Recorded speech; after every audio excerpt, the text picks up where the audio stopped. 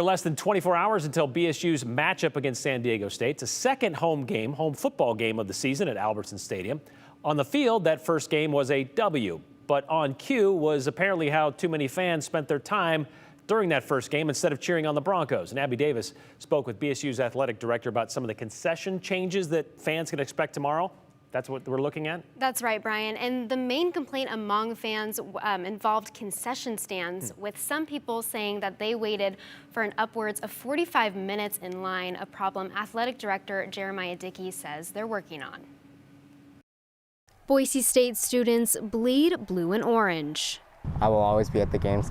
Even if going to games requires some extra patience, especially for long concession lines. I just wanted one hot dog, but that took like 45 minutes.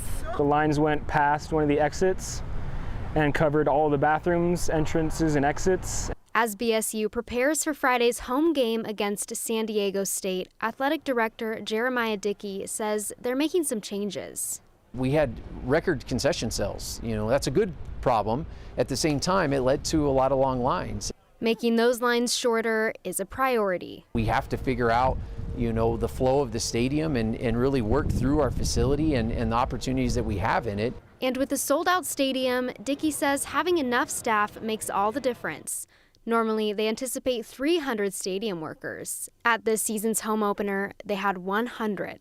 Last year, it was easy to point to COVID, and this year we're out of COVID, but are we still dealing with some of the ramifications of the workforce?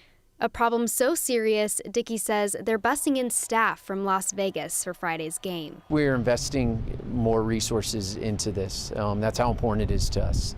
To keep up with record concession sales, he says BSU pre-ordered 20% more food and beverages. We've expanded the sales of water. We've added more inventory to certain stands and, based on the flow of the fans.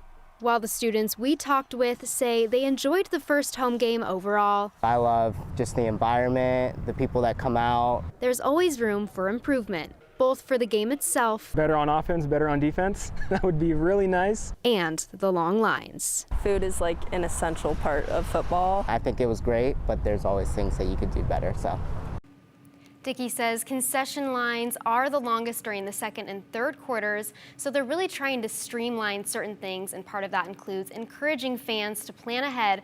So for people buying alcohol, that means getting wristbands early on in the game, and they're also purchasing some more water stations so that staying hydrated is a lot easier. Okay, so they had a sellout last week or 2 weeks ago, 36,000 people, only 100 people working, a third of their staff, of the normal staff working the concessions.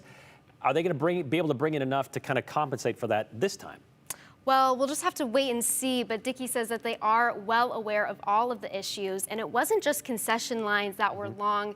It also took some time getting into the game, but for everything to run smoothly, they really just need more staff, and that's something they just don't have enough of right now, even as they bus in more people for upcoming games. All right, so maybe need some patience as you head out there tomorrow night. Game time again at 6 o'clock. Thank you very much, Abby.